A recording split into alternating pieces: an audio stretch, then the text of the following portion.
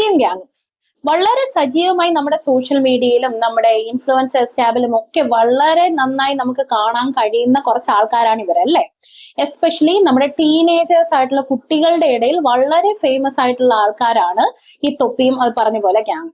വളരെ റീസെന്റ് ആയി കുറച്ച് ദിവസങ്ങളിലായി ഈ ഗ്യാങ് സ്പ്ലിറ്റ് ആവുകയും അവർ പല കാര്യങ്ങൾ അവരുടെ ഫ്ലാറ്റിൽ വെച്ച് നടത്തിയിട്ടുള്ള വളരെ ഇല്ലീഗൽ ആയിട്ടുള്ള കാര്യങ്ങൾ പുറത്തു വിട്ടതിന്റെ ഭാഗമായിട്ട് ഇവരെല്ലാം ഇപ്പോൾ നല്ല രീതിയിൽ സോഷ്യൽ മീഡിയയിൽ വൈറലായിക്കൊണ്ടിരിക്കുകയാണ്. എനിക്ക് തോന്നുന്നു താമസിയാതെ ഇവരൊക്കെ പോലീസ് പിടിയിലാവാനുമുള്ള സാധ്യത വളരെ ഏറെയാണ്.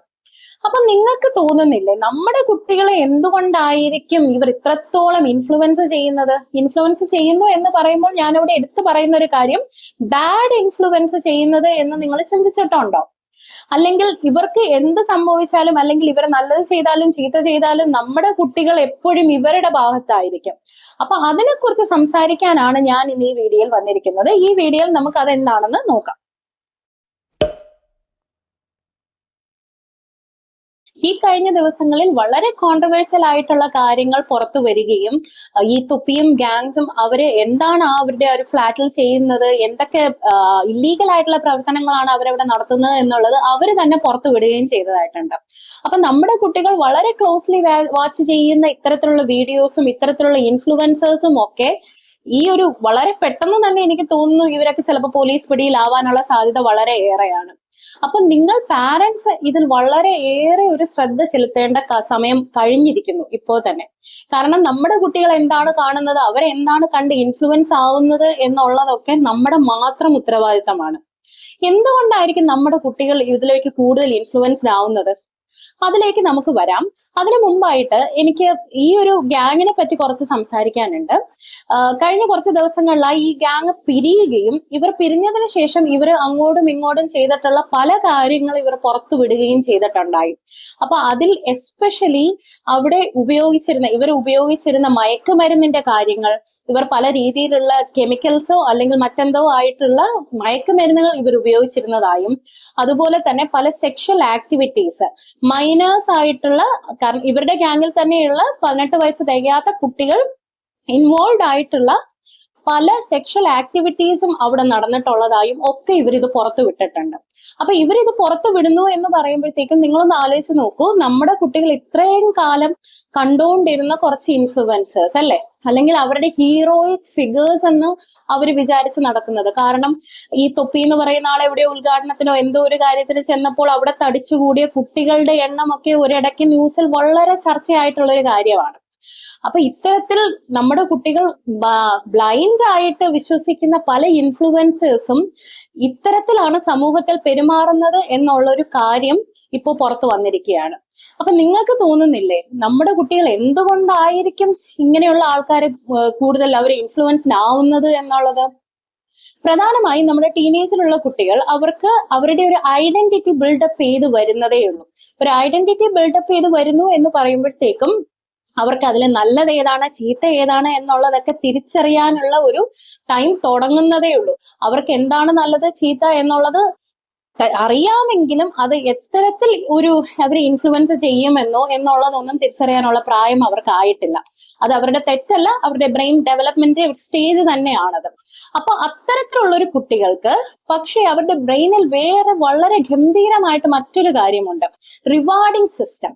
അതായത് അവരെന്തെങ്കിലും ചെയ്യുമ്പോൾ അല്ലെങ്കിൽ എന്തെങ്കിലും ഒരു ആക്ടിവിറ്റീസിലൊക്കെ അവർ ഇൻവോൾവ് ചെയ്യുമ്പോൾ അതിന് കിട്ടുന്ന ഒരു അപ്രീസിയേഷൻ എന്ന് പറയുന്നത് അവരുടെ ബ്രെയിനിന് വളരെ നന്നായിട്ട് എഫക്ട് ചെയ്യുന്ന ഒരു കാര്യമാണ്. അത് മാത്രമല്ല, നമ്മൾ ഈ റീൽസ് കാണുന്നു, അപ്പോഴും നമ്മുടെ ബ്രെയിനിന്റെ റിവാർഡിങ് സിസ്റ്റം ആണ് ആക്ടിവേറ്റ് ആവുന്നത്. ഒരു പലതരത്തിലുള്ള ഡ്രഗ്സ് ഉപയോഗിക്കുമ്പോൾ കിട്ടുന്ന അതേ കണക്കിനുള്ള ഒരു സുഖം തന്നെയാണ് നമുക്ക് ഈ റീൽസ് നോക്കുമ്പോഴും കിട്ടുന്നത്.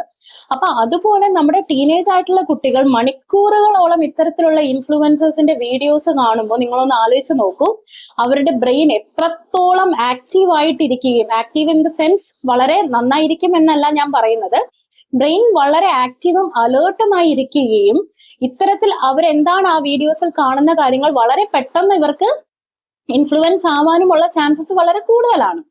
അപ്പോ ഇത്തരത്തിൽ ഇത്രയും അവേഴ്സ് സ്പെൻഡ് ചെയ്യുന്ന കുട്ടികൾ, അപ്പൊ ഇവര് കാണുന്ന ഇൻഫ്ലുവൻസേഴ്സ് എന്താ ചെയ്യുന്നത്?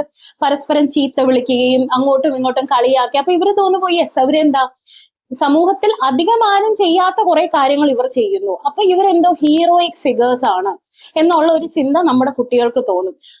അത് മാത്രമല്ല, ഇവർക്ക് എന്താ അങ്ങോട്ടും ഇങ്ങോട്ടും ചില വളരെ മോശം കാര്യങ്ങളായിരിക്കും പറയുന്നത്. അത് വളരെ തമാശ രീതിയിൽ പറയുമ്പോൾ യെസ്, അത് ഭയങ്കര ഫണ്ണിയാണ്, നല്ല ബോൾഡ് ആയിട്ടുള്ള ആക്ട് ഇവര് നടത്തുന്നു. അങ്ങനെയൊക്കെ വരുമ്പോൾ നമ്മുടെ കുട്ടികളെ വളരെ പെട്ടെന്ന് ഇത് അഫക്ട് ചെയ്യാനും ഇൻഫ്ലുവൻസ് ചെയ്യാനുമുള്ള ചാൻസസ് വളരെ കൂടുതലാണ്.